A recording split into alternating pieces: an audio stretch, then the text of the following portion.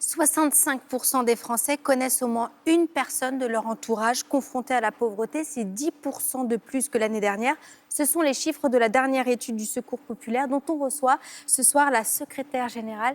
Bonjour Henriette Stenberg, merci d'être avec nous. Bonjour. Vous publiez cet ouvrage « Ne jamais baisser les yeux », c'est aux éditions Robert Laffont.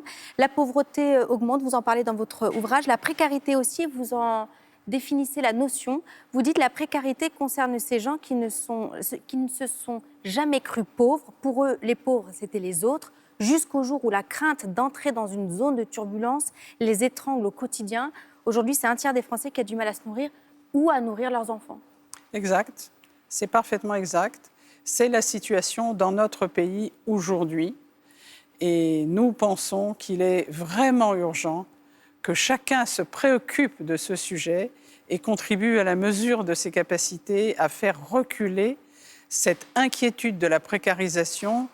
On a bien entendu qu'il y avait du travail, qu'il n'y avait pas assez de gens pour y aller, mais nous, ce qu'on voit, c'est que les personnes sont en grande difficulté et ne disposent pas des moyens pour subvenir dans des conditions convenables à leurs besoins et aux besoins de leur famille et de leurs enfants. Et ça concerne les femmes, évidemment les femmes qui sont seules à la maison, mais ça concerne aussi les personnes âgées, ça concerne des personnes que nous pensions au Secours populaire, nous n'aurions plus à avoir besoin de soutenir, alors que c'est ce que nous faisions dans les années 60, 66, 67. Et bien si. Aujourd'hui, ce qui vous tient à cœur, c'est de dire, ça, c'est pas une fatalité. OK, le nombre de Français qui n'arrivent pas à payer, c'est vrai, les factures d'électricité, c'est de plus en plus important, de faire le plein, de pouvoir remplir le panier de courses. Mais vous dites, chacun peut faire sa part. Oui, chacun peut faire sa part et contribuer de façon solidaire à faire en sorte que ceux qui sont en difficulté le soient moins. On ne peut pas simplement s'occuper de son nombril. On doit aussi s'occuper de l'ensemble de la population qui est autour de soi. Et on doit écouter les enfants dans les écoles qui disent que leurs petits camarades ne mangent pas tous les jours. Les enfants dans les écoles qui disent « mais pourquoi lui, il n'a jamais des chaussures neuves ? Et pourquoi est-ce que lui, il n'a pas la possibilité d'aller faire du sport ? Qu'est-ce qu'on peut faire ?» Et nous, au Secours populaire, on dit on peut faire. Et on peut faire si chacun s'en préoccupe et considère qu'au-delà de sa propre personne, il a la possibilité d'en aider d'autres. Votre ouvrage, c'est un récit passionnant, c'est 60 ans de mobilisation. Vous évoquez vos parents qui sont rescapés des camps de concentration. À 6 ans, votre mère, bénévole déjà au Secours populaire, vous emmène en maraude dans les bidonvilles aux portes de Paris. À 12 ans, vous commencez à collecter pour l'association. Ne jamais baisser les yeux, c'est le titre de cet ouvrage.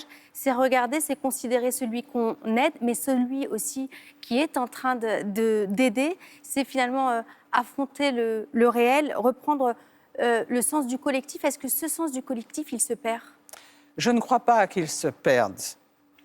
En revanche, effectivement, il y a toute une série de systèmes qui font que chacun regarde ses instruments numériques et le temps qui est consacré manque pour faire autre chose.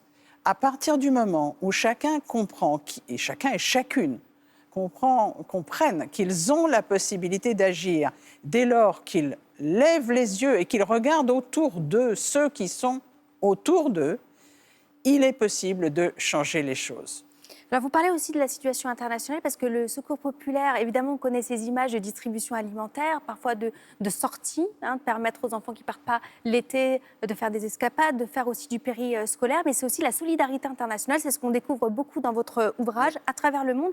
Et puis vous parlez de l'Ukraine dans cet ouvrage, des ratés notamment de la chaîne de solidarité, parce que le mantra du Secours populaire, c'est pas « je sais tout, je vais vous aider », c'est « dites-nous vous ce dont vous avez besoin et nous, on va essayer de vous répondre ».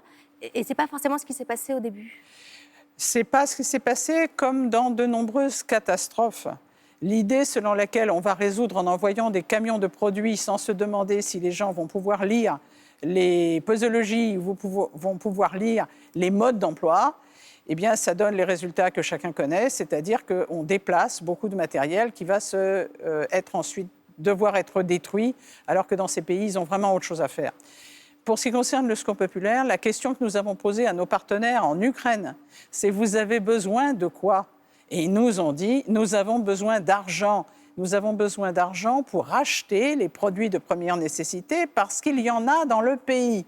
Et nous avons dit: bon, il faut juste qu'on voit comment est-ce qu'on fait pour vous transmettre l'argent. Et on l'a fait avec des partenaires que nous avons en Ukraine déjà depuis plusieurs années et qui sont toujours en train d'agir, et nous aidons de façon régulière 25 000 familles. Évidemment, ce n'est pas les 43 millions d'habitants, mais le fait que ça se sache qu'il est possible d'aider, ça fait que d'autres peuvent aussi s'y joindre. Et nous n'avons pas du tout dans l'idée qu'on va faire tout seul, mais on pense que chacun peut y contribuer. Vous en parlez de l'argent, il n'y a pas de tabou dans votre ouvrage, et vous dites en substance, c'est pas la peine de se boucher le nez. L'argent, c'est le nerf de la guerre. On accepte juste, il y a deux limites, on n'accepte pas l'argent du trafic de drogue et celui du trafic humain. Le reste, on prend. Voilà, c'est simple. Et c'est intéressant parce que vous racontez cette anecdote avec Vuitton, qui va vous proposer une activité bien particulière et qui aura eu un impact. Absolument. Une journée pour soi, une journée pour les femmes, et un dispositif qui a été mis en place et qui a été renouvelé, qui se traduit par le fait que des femmes qui vivent dans des conditions extrêmement difficiles peuvent venir une journée dans l'un des lieux de la République qu'elles ne connaissent pas.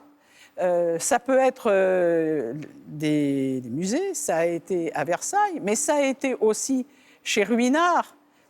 Le fait que ces personnes viennent et qu'elles découvrent les richesses qu'il y a dans le pays, parce que les richesses qu'il y a dans le pays, ce sont aussi leurs richesses, et qu'elles voient des personnes qui s'occupent d'elles pour les mettre en valeur, qui les reconnaissent et qui leur montrent à quel point elles peuvent se sentir bien dès lors qu'il y a du temps qui leur est consacré, c'est un moment d'une force tout à fait considérable.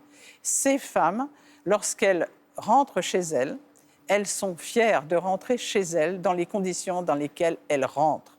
Et la question n'est pas de savoir si on aime ou pas ce type de prestation. Pour ces femmes, le fait de se sentir bien dans leur peau et de dire que ça fait très longtemps qu'elles ne se sont pas senties comme cela et qu'elles sont fières de rentrer dans leur maison, dans leur appartement pour rencontrer leurs compagnons, leurs maris, leurs enfants, pour nous, c'est la plus belle des récompenses. Mais pour tous ceux qui y ont contribué, c'est-à-dire la chaîne qui a mis en place le dispositif de l'entreprise, tous ceux qui s'y sont consacrés, eux aussi, ils en sortent grandis.